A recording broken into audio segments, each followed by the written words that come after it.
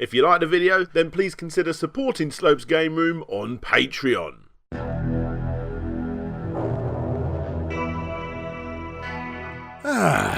The Sony PlayStation. Easily one of the most impressive game consoles of all time. Why? Because it came out at the exact right time. You see, in the mid-90s we'd all been teased with 3D graphics and CD video game systems, but they always felt out of reach. Either they was too expensive, or they were just simply not marketed very well. And as a young 10-year-old, that basically means the console was crap. And thankfully for the most part, that 10-year-old was right.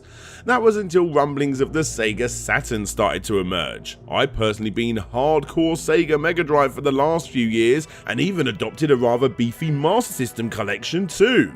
In other words, it will come to the surprise of nobody watching this channel that I was indeed Sega obsessed. And with the upcoming Sega Saturn on the horizon, it was pretty damn obvious what system's going to be making its way into my collection next.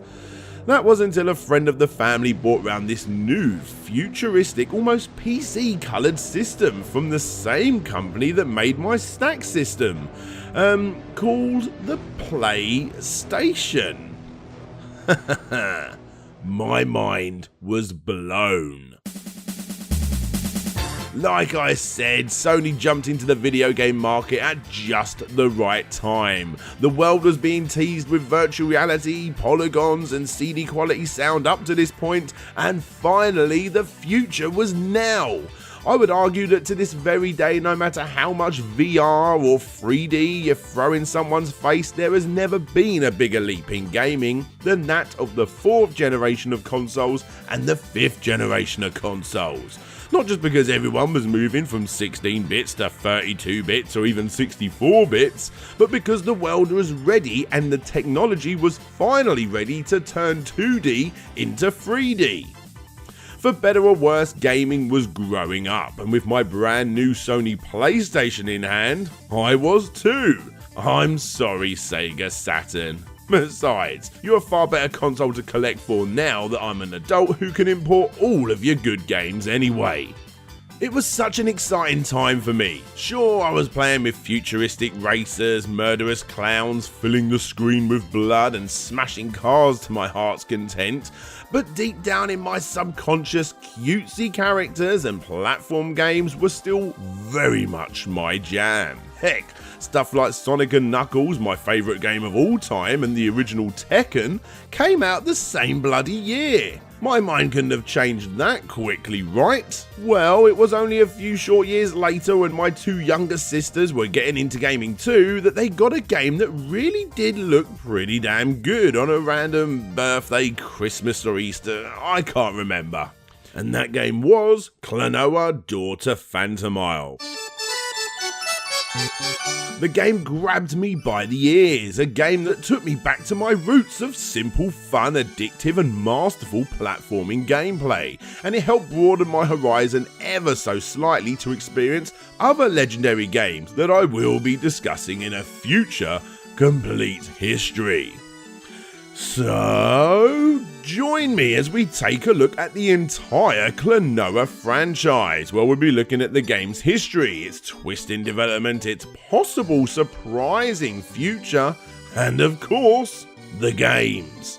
Welcome to Slopes Game Room.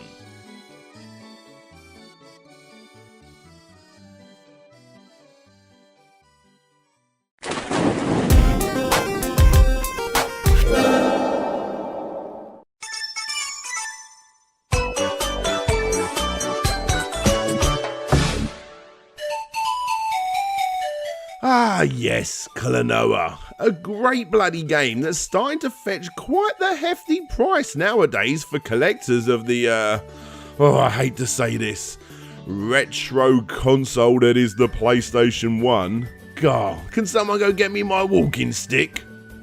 Klonoa Daughter Phantom Isle did what it needed to do. It breathed some rather needed life into the overcrowded mess of guns and gore.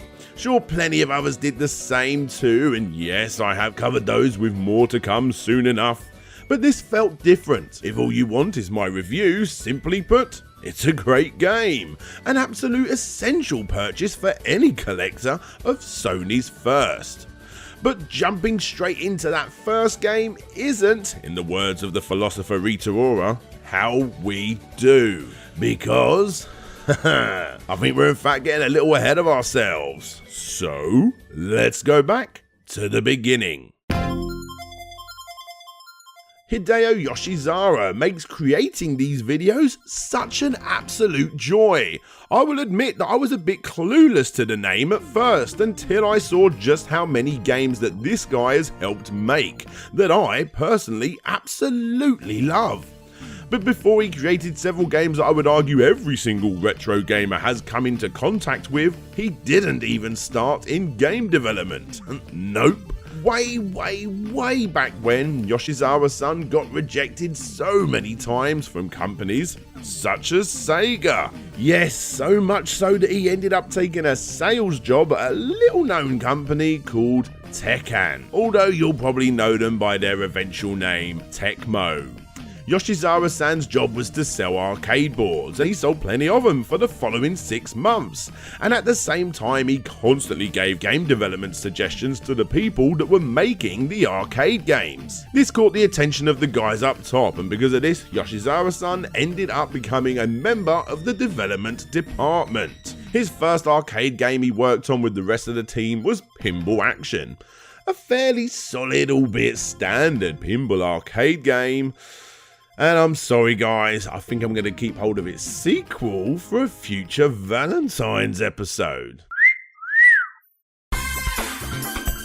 A few more games passed, like the shmup classic Gemini Wing, which was also rather solid, albeit a little bit obvious in retrospect.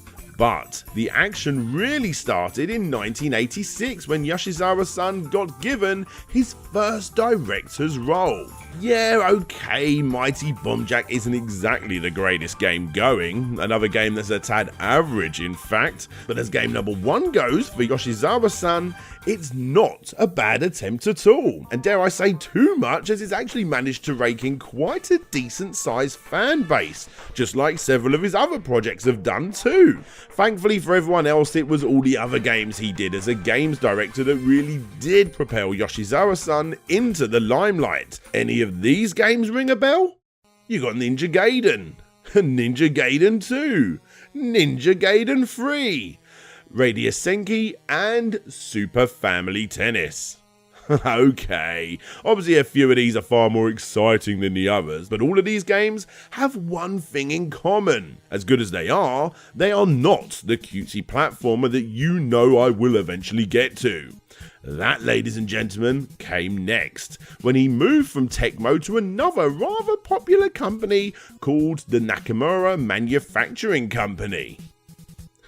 Yes, I'm only joking. By this point, that company was definitely more well known as simply Namco.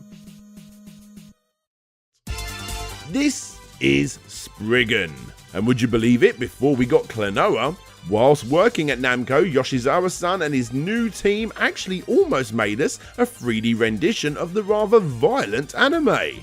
Very fitting for the mid to late 90s PlayStation generation, if I do say so myself. This game, which is not being shown on the screen as it was never actually released, got quite far in development according to a March 2018 interview. Who knows how far it got exactly, and sadly all we can do is imagine, because it got cancelled due to Namco losing the Spriggan license. But that is okay, because from the depths of this harsh, unfinished Spriggan franchise, the team decided to rework it into a brand new IP, which would eventually become Klonoa. This was a risky as hell move, and it makes me love Hideo Yoshizawa even more. You see, as the majority of the world moves towards the end of the 90s, a game like Spriggan would have actually gone down quite nicely. But a cutesy platformer? Well, actually, yeah. The team looked at what was charting, saw plenty of hardcore games, and decided that if they was also to release a dark, gritty, grey shaded game, it would end up just being another brick in the wall. So, in an attempt to stand out from the crowd, they did the absolute opposite. And just like the creation of the spiky-haired Sega mascot, a competition was held for different members of the team to jump in with their brand new mascot, drawing suggestions. It was Yoshihiko Arai that came in first, with his original design simply called Shady. Apparently a very shadow-looking character that instantly seemed too dark and therefore was scrapped before the more pleasing to the eye character was put forward. Oh yeah, and before we get to that, it's also worth showing off this. This was one of the earlier designs using a similar mechanic to that of Klonoa. Not much is known about this one, and we will mention it again briefly. And apart from the fact that, well, you know, here's some concept art, obviously this one didn't last very long. And that cute character that we all know and wish was a little bit more popular quickly started to take shape. Characteristically, Klonoa was based with animal features at the forefront, such as typical animal eyes and long ears. Yoshizawa-san also added features that made him more appealing to a younger audience, like the "how the hell did I not notice he had a bloody Pac-Man logo on his head" and his famous oversized red collar. And yes, this is where Octav1us Kitten got her inspiration from. Not anywhere else, guys. You guys are really something, you know that? The whole design was aimed to be pleasing for a wide audience. I suppose you could say that in these parts of the world it's most definitely more attractive to kids, but thankfully when you do eventually play the game, you can see it's fun for all ages. But we will get to that in a little bit. Anyway, the design did change a few more times before being finalised with the inclusion of adding typical cartoony like gloves and whatnot, but all in all, not much changed from that original design. When Gaming.mo made the comparison between the way Sonic the Hedgehog was designed to this, Yoshizawa-san simply replied, "Sega invested a lot in Sonic's creation though. We just gathered a bunch of designs and went with the one that won out."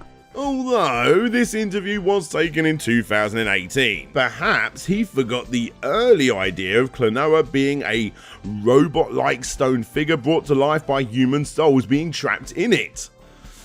Yeah, I think it's best we move along with the design on this one and simply just get into the release of the first game.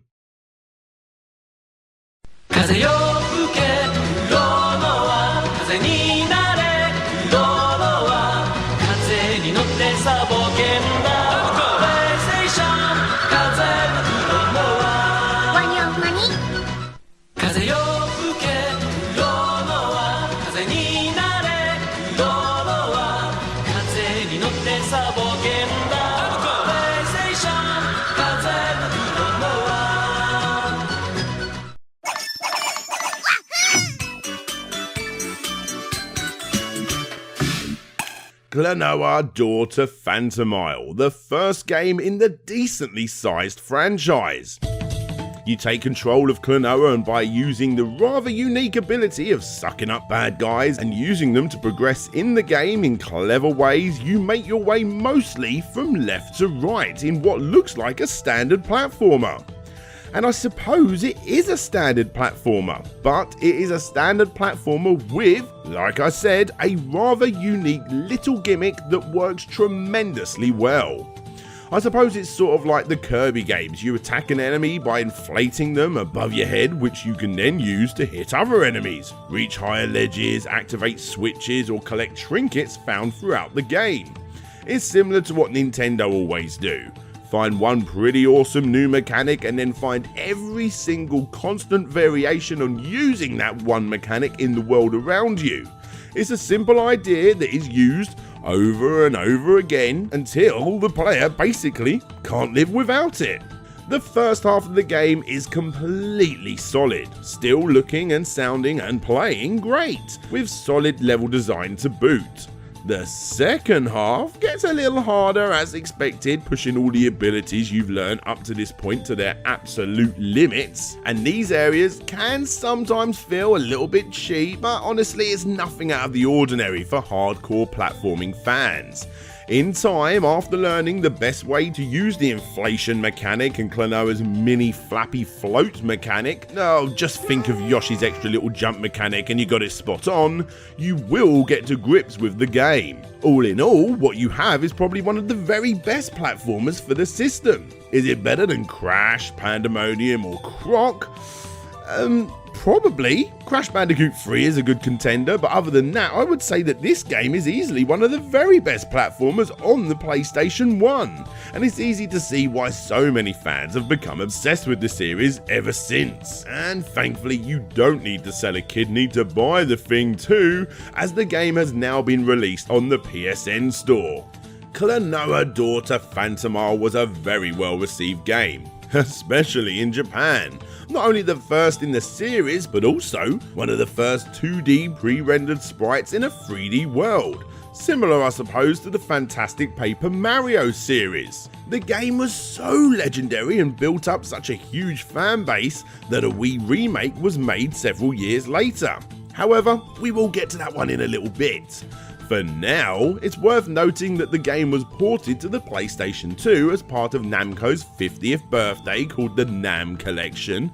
This one was only released in Japan, obviously, and even had a mobile phone adaptation made as well, also in Japan. Although, you guys can keep this one. Thank you very much. Right, okay. Moving on to the second game, which also was Japan exclusive for the Bandai WonderSwan, called Kei's no Klonoa Moonlight Museum. And this one was developed alongside the PlayStation 2 sequel, which we will also get to in a little bit.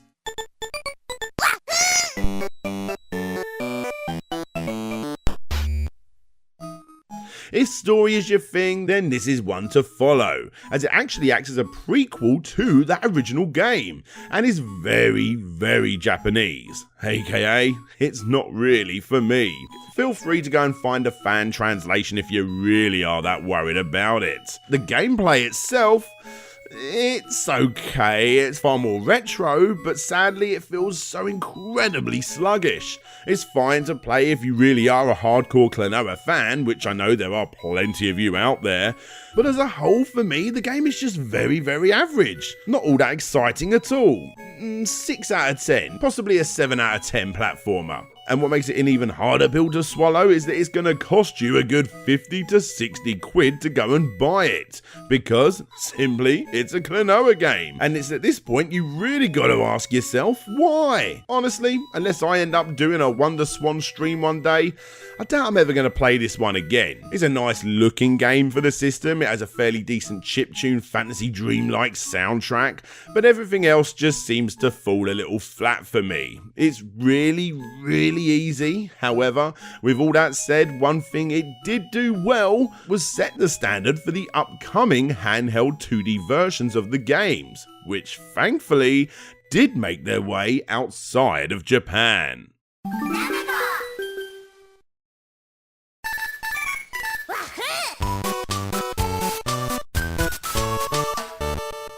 This one is Klonoa Empire of Dreams, released a couple of years later for the Game Boy Advance. Now obviously comparing an original WonderSwan and a Game Boy Advance game isn't exactly fair, but as a retro gamer this not only looks better, but it feels better too.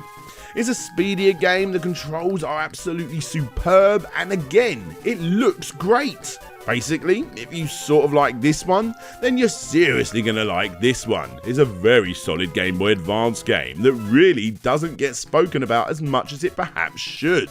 Plenty of short puzzle-like platforming levels that will stop and make you think from time to time, and even the occasional mix-up snowboarding level, which can be pretty frustrating but are thankfully few and far between. I suppose what they do though is mix up a very repetitive looking game somewhat. So yeah, Empire of Dreams is perhaps a tad on the shorter side of things, which made creating this segment of the video nice and easy. But that's fine by me. The game's only about 10 to 15 quid box, and dare I say it, has actually aged better than the PlayStation original game that came before it, due to that good old pixel artwork. And although we are jumping around the release schedule a little bit here, I do want to quickly mention Klonoa 2 Dream Champ Tournament that also was released on the Game Boy Advance in Japan, North America, and not Europe, sadly.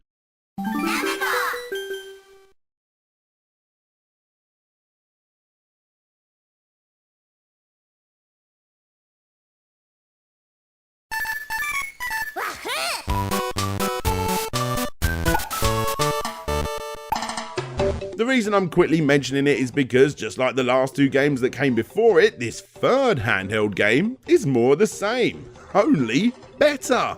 This is a must-own for any Game Boy Advance collector. The graphics, the level design, the music, heck even the story, which I don't normally care about, is a lot lighter here and therefore is easier in my middle-aged mind.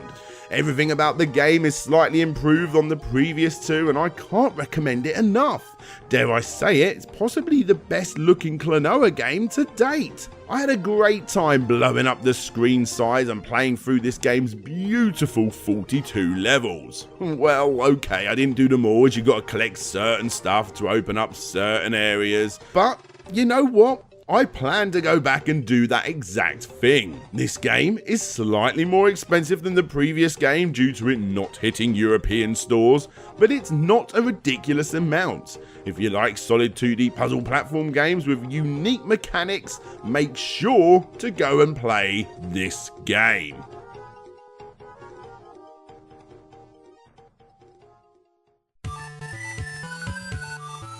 There is one more handheld game, but we will chat about that one in a little bit, because I think it's time we go back to 2001, back to the main console series with the PlayStation 2 release of Klonoa 2 Lunatea's Veil.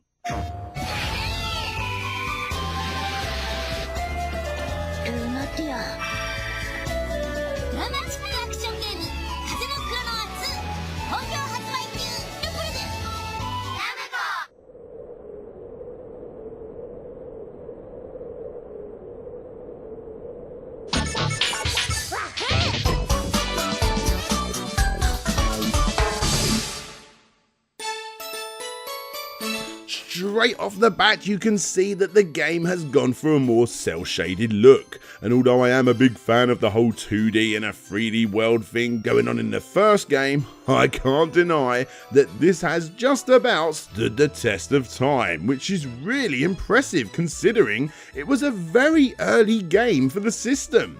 Thankfully, the PlayStation was the talk of the town, and because of this, Klonoa 2 is actually one of the best-selling games in the whole series, which is a great thing, but sadly not good enough to get a proper sequel for quite some time after this. So what's this game like? Klonoa 2 Lunatea's Veil is fantastic. It's scored high with critics and gamers alike. It's a stunning game that deserves all of its reputation. In fact, it's so good that some people class it as a top 10 purchase for the PlayStation 2. Damn, I'm not sure I'd go that far, but it is still rather good. I already explained to you guys how much I love the graphics in this game, and I can't stress that enough. Although that later Wii version may be slightly better, these are still rather brilliant. Fans of the original will get along with this game no problem at all. The gameplay is perfected this time round, pretty much the same as before, but somehow does feel slightly refined. I can't exactly put my finger on what they've done, but it does feel a little bit better. And considering Namco pretty much nailed it the first time round, there isn't really much they had to do with this one. The music is stunning, and the game design and the level design is probably the best in the whole series. I just can't suggest the game enough.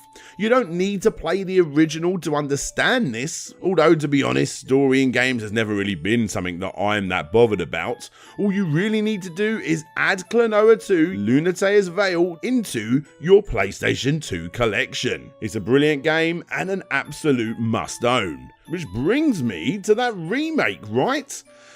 No, not yet. This, ladies and gentlemen, is Klonoa Beach Volleyball.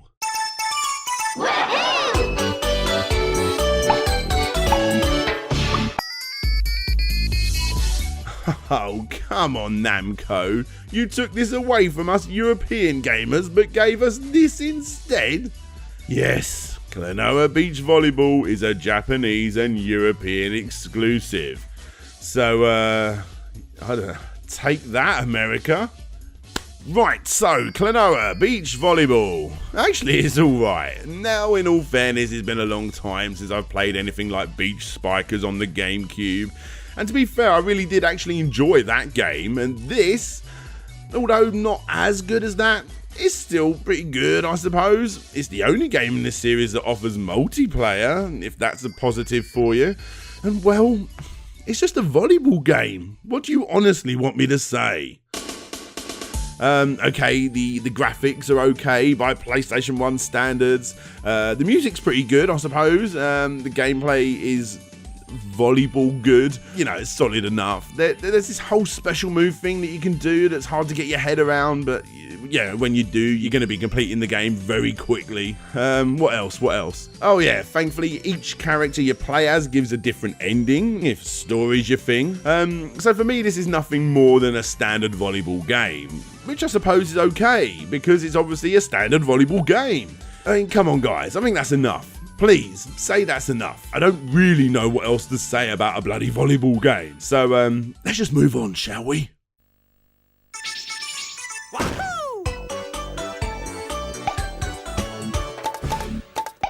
Okay, we're getting through them now, aren't we? Next up is the often brought up, but sadly not bought enough during its release, remake of that original game on the Wii that I previously mentioned in this very video.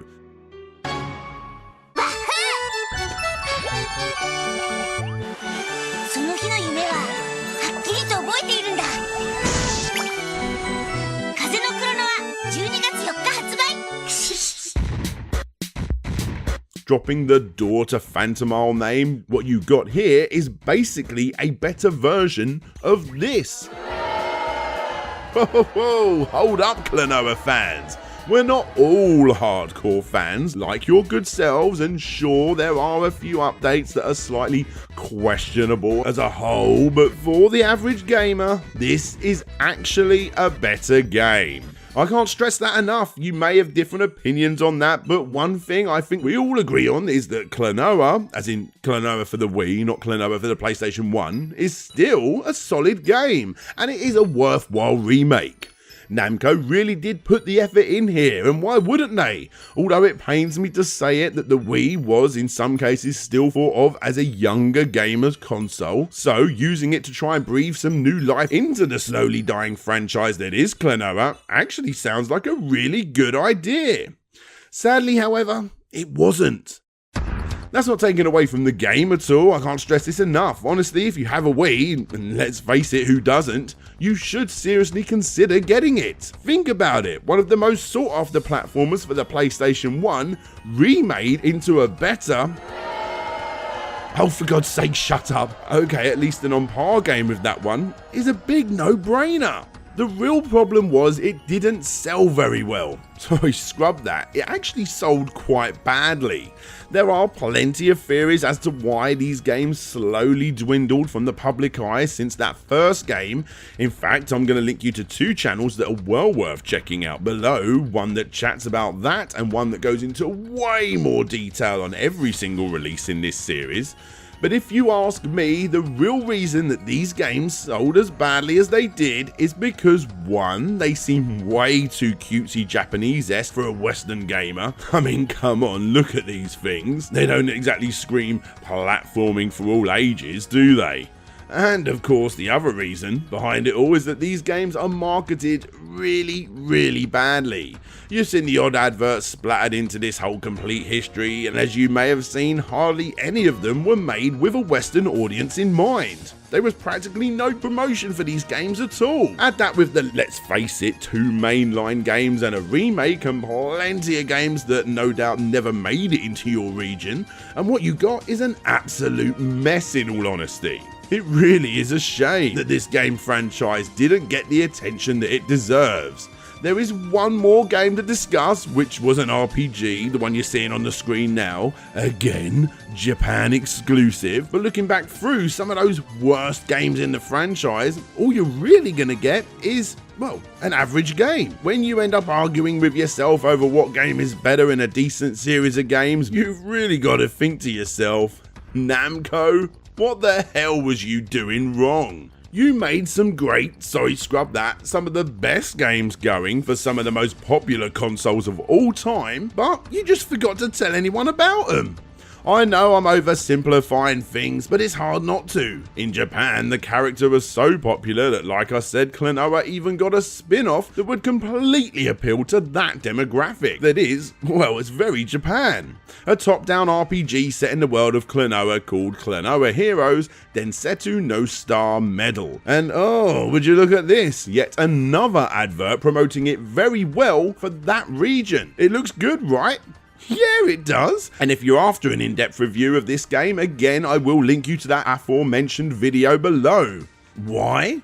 Well, I'm sorry to say, guys, not only am I not into RPGs, which I know isn't an excuse when you're making the complete history series, but this game right here is yet to be translated. I suppose all you need to know is that Klonoa went out with a pretty decent bang. If RPGs are your thing, and you can read Japanese, sure it's a bit grindy in some places apparently, but overall it's actually a pretty solid game by all accounts for people that want to get more in depth with the characters within the Klonoa world. I would have liked to have seen an English speaking release, but sadly that's not an option, and it likely never will be. And do I want more Klonoa? Absolutely I want more Klonoa. It's a stunning series of games that to date are criminally underrated. To this day I still feel the urge to play through some of these games, and I'm damn sure that if you try them too, unless you're a heartless so-and-so, you will indeed get a kick out of pretty much all of these games. And crazier still, Namco knows this.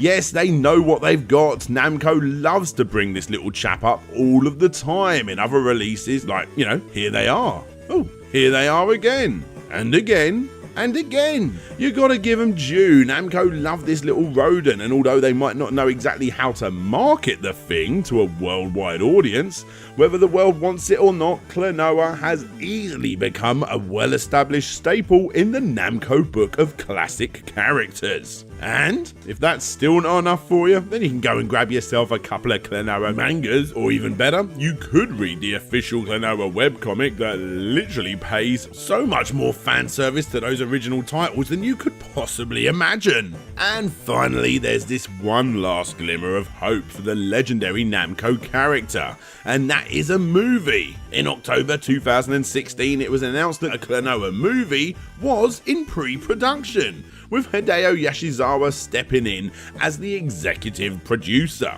I got no idea if this will ever make it, but if you actually made it this far into the video, then I think it's safe to say that we all pray that it does. Namco, you can do it! Show the world who Klonoa is once again. Show them what they've been missing out on all of this time. Give them what they don't realise that they need. I mean, come on, have you even been on YouTube? People of all ages love cat videos. Wait, Klonoa is a cat, right? There is much speculation as to what Klonoa actually is, though he most closely resembles a rabbit, dog, or a cat. The latter is probably the most fitting description, as Namco has stated in various interviews that though he is primarily a fantasy character, they mostly consider him a cat with long ears. So yeah, Klonoa is a cat, yeah? I don't know.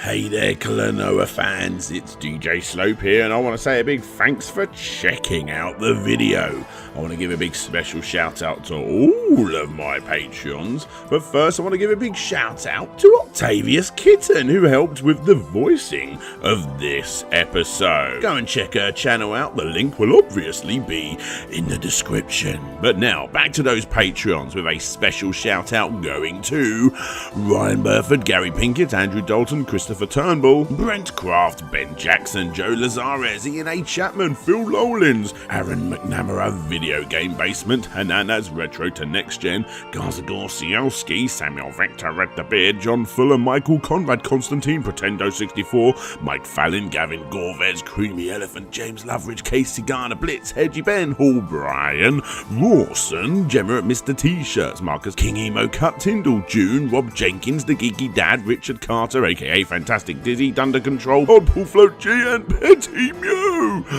If you want to get your name shouted out, get your name shown, come and see what I'm working on and all that other awesome stuff, then please click the link that you see on the screen. Don't forget to join the Slopes Game Room Discord channel, which will also be in the description. And if you liked the video, why not give it a thumbs up? And if you didn't, give it a thumbs down. Hey, don't forget to leave a comment and tell me how much I don't know about Klonoa.